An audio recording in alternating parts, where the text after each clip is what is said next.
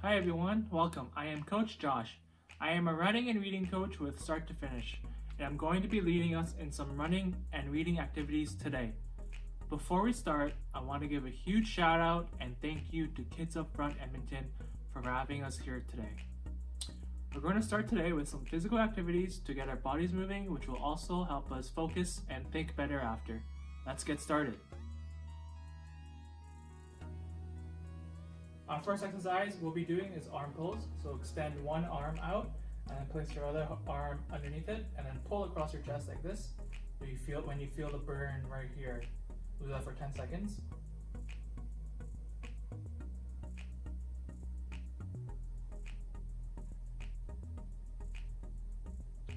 And then switch arms.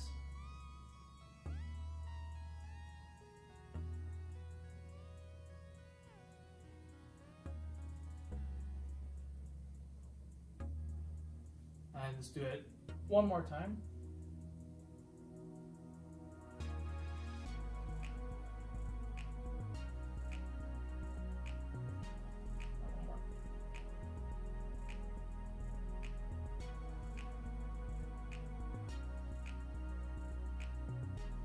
Okay, good job. Let's move on to workout number 2. Okay, so for our second exercise, we will be doing quad pulls. You want to first grab your foot and then pull it up until you feel a burn right here at your quad. Try to focus on something that's still to hold your balance, and we'll hold it for 10 seconds each side.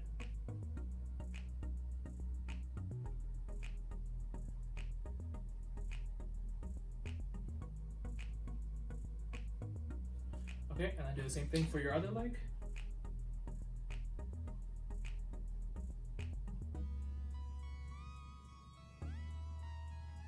Alright, and then we'll do it one more time on both feet.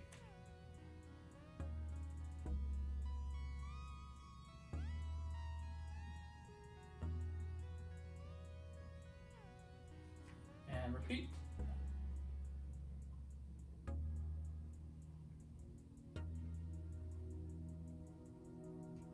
Okay, good job. Now we'll move on to workout number 3. We will be doing lunges. We will do 2 sets, 10 reps each, and here's how you do it. Start by standing up tall, and then step forward with one leg until your front leg reaches 90 degrees, and then step back to your starting position, and then repeat with the other leg 10 times. So we'll do that 10 times. Ready? Let's go. 1, 2, 3, 4, 5, 6, 7, 8, 9, 10. 1, 2, 3, 4, 5, 6, 7, 8, 9, and 10. Okay, now that we've gotten our bodies moving, we are going to do some reading. The word we are focusing on today is integrity, which means doing the right thing in all circumstances, even if no one is watching you. We'll see some examples of integrity in the book we are going to read today. Today, we'll be reading A Bike Like Sergio's, written by Meredith Boltz.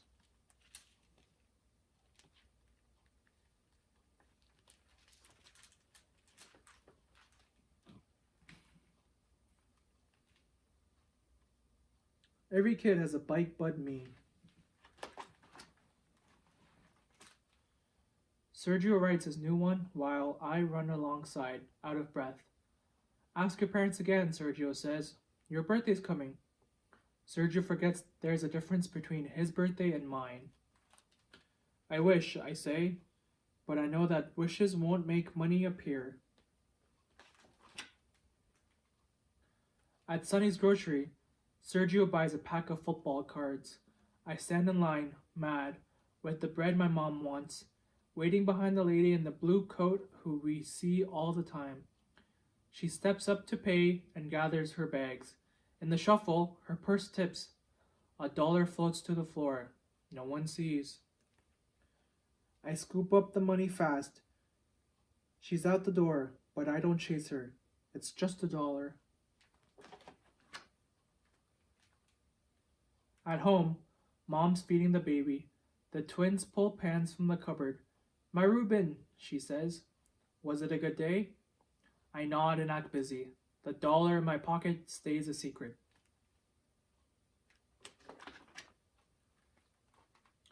Later, when I'm alone in my room, I fish out the crumpled bill and stare. It is not $1, or 5, or 10. It is $100. My hands are shaking. The money is enough for a bike like Sergio's, that I won't have to run. I'll be riding. Dad gets home from work late and tucks in my little brothers. When he gets to me, I squeeze my eyes shut and stay still as a stone.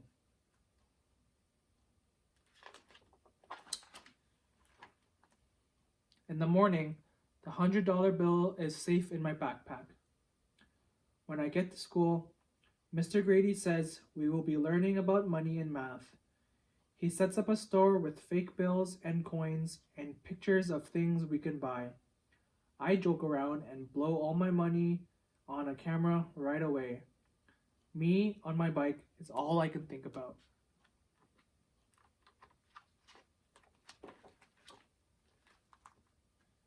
We stop at the bike shop after school. Inside, I walk the rows and find one like Sergio's, but silver. Man, you look good on it, Sergio says, and it's true. But I know if I ride home on a bike like that, I'll have to tell my parents where I got the money. I'll talk to them tonight, I say, and Sergio high-fives me.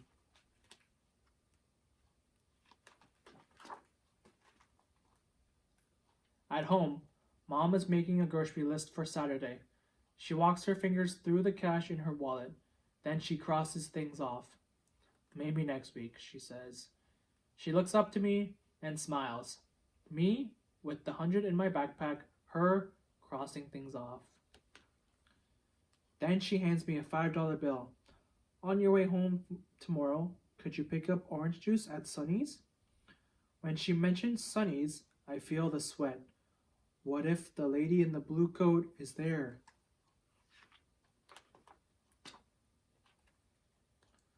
I take my stuff to my room, dump my papers out of my backpack, and that's when I see it.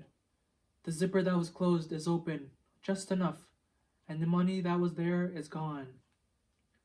Heading out the door, I mumble to Mom, "I'll be right back."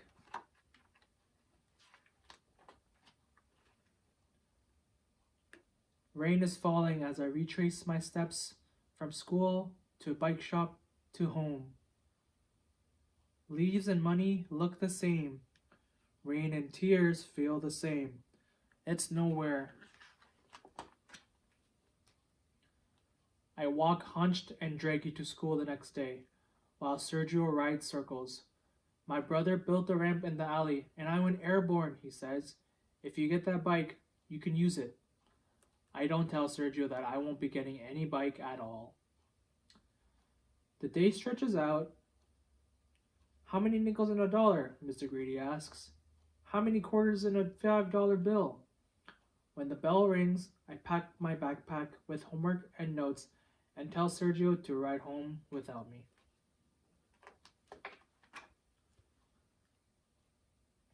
With everyone crowding in a hurry, I spot something. The smallest zipper inside, still closed. This was the pocket, not the other. I slide it open, and I am rich again. To get that bike, I have to tell.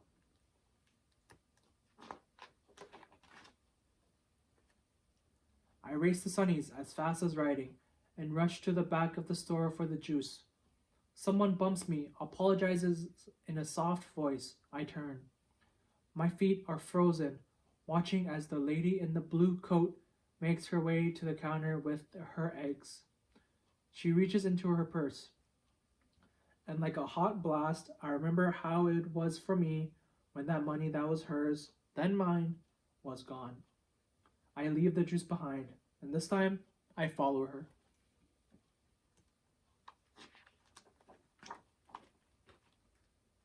She walks down one street, then another, and past the bike shop.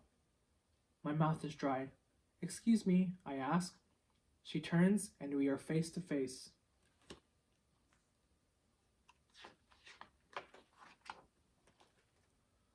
I breathe fast, and the words bust loose like they've been waiting. The lady says yes, she lost a $100 bill, and has been looking since. She tips her head. "Why?" I uncurl my fist. "I found it," I say, holding it out to her, still folded. Her face changes from surprised to joyful to soft. She takes my hand in both of hers like a sandwich and asks my name. "Thank you, Reuben," she says. "You have blessed me." I am happy and mixed up, full and empty, with what's right and what's gone. At home, everyone is waiting, and the lost and found story is mine to tell. "What you did wasn't easy," my dad says, setting his hand on my shoulder, "but it was right." My mom pulls me close. "We're so proud," she says. And in that warm house, with my family all around, and my birthday almost here, I am proud too. The end. In the beginning, Reuben really wanted to keep the money so he could pay for a new bike. Even though he wanted a new bike, he knew it was wrong to keep the money from the lady. He showed integrity by giving the money back to the lady in the blue coat. So now I want to give you a challenge to practice integrity in action this week. Integrity can be hard. Think about a time when you had to use integrity and draw a picture or create a word bubble that describes how you felt at that time. Tell us in the comments if you did the challenge. If you've enjoyed our time together, check out the link below to learn about our summer adventure program. There are 8 weeks of challenges you can do from home with weekly chances to win prizes. Thank you for joining us today. Goodbye!